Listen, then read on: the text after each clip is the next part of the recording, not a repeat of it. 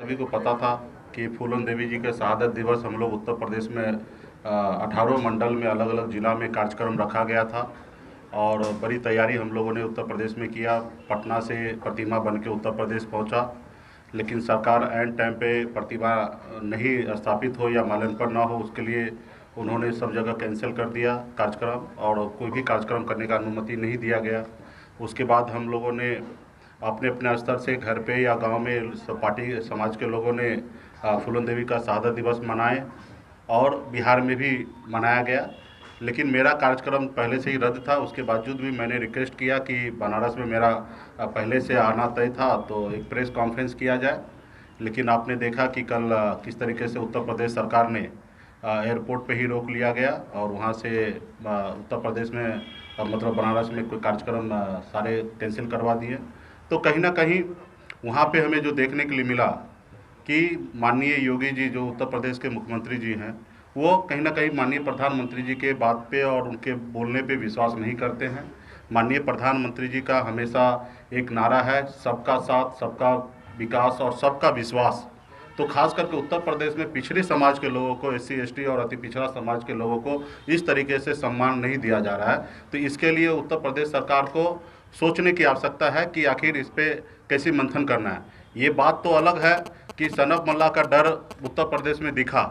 5,000 पुलिसकर्मी कल बनारस में उन्होंने छावनी में बदल दिया। हमारे जहाँ तहाँ हमारे पार्टी के कार्यकर्ता को रोका गया।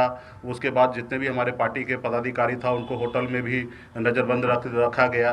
तो ये सारे चीज़ तो दिख रहा है कि वीआईपी पार्टी का असर और ताकत वहाँ पे दिख रहा है और ये डर अच्छा है। लेकिन उसके बावजूद भी उत्तर प्रदेश के मुख्यमंत्री वो है, लेकिन भारत हमारा है और जब भारत हमारा है तो हमारा अधिकार है कि कोई भी प्रदेश में, कहीं राज्य में हम जाके अपनी बात को रख सके और उसमें कहीं ना कहीं वो जिस तरीके से रोके वो उचित नहीं है। तो लेकिन ठीक है, उनकी प्रदेश है। तो हम लोगों ने आने वाले समय में उत्तर प्रदेश में 165 सीट पे चुनाव लड़ेंगे, मजबूती से हम अपनी सरकार बनाएंगे और जब आने वाले समय में सिर्फ 18 मंडल नहीं 75 जिला में फूलन देवी जी का प्रतिमा लगे, ऐसे हम लोग आने वाले समय में काम करेंगे। आज जैसे हमने बिहार में अपनी सरकार बनाया है और हमारी सरकार रहने के बाद आज बिहार में एनडीए की सरकार है और बिहार में भी कार्यक्रम हुआ, बेगूसराय में, दरभंगा में, मुजफ्फरपुर में।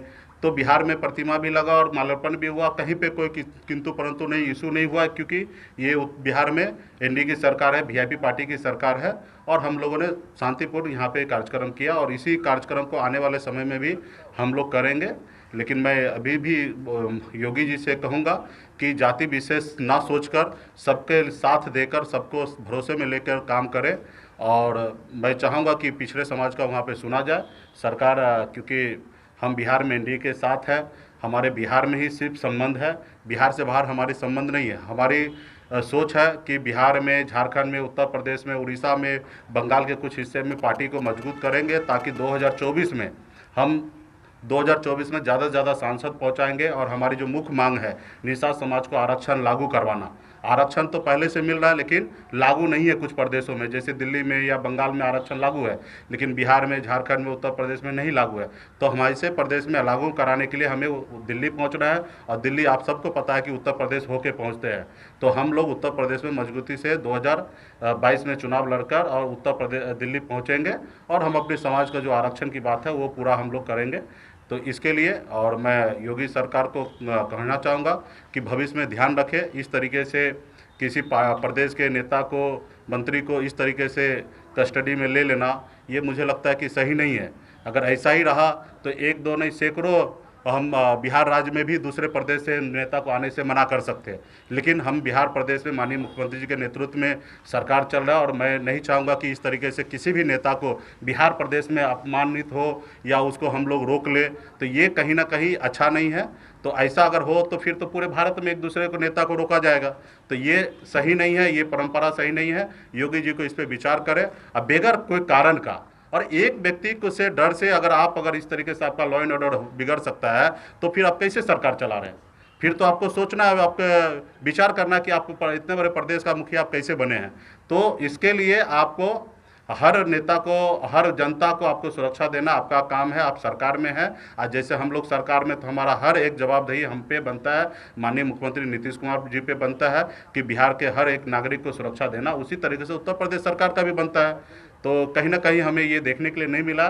भविष्य में भी इसी तरीके से बहुत सारा कार्यक्रम होगा। अगर ऐसे किसी प्रदेश का मुखिया का अगर ऐसा मनमाना हुआ तो ये तो भविष्य में अच्छा नहीं रहेगा कोई भी प्रदेश के लिए, कोई भी राजनेता के लिए।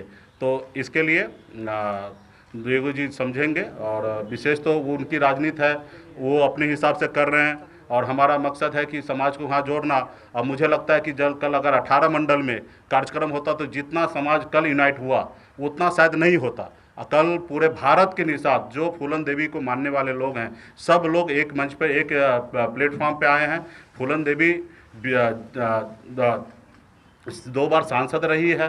चंबल से लेकर वो सफ़र को तय किए सांसद तक पहुँचे, सम्मानित पद पे रहे हैं। उसके बाद उनका हमेशा विचार रहा, सपना रहा कि पूरे भारत के निषाद को एक करें। आज उन्हीं के बताए हुए रास्ते पे हम लोग चल रहे हैं। मैं तो मानता हूं कि फूलन देवी अभी भी जिंदा है। आज उनके बताए हुए रास्ते पे, उनके विचार पे आज हम लोग काम कर रहे हैं और समाज को जोड़ रहे हैं।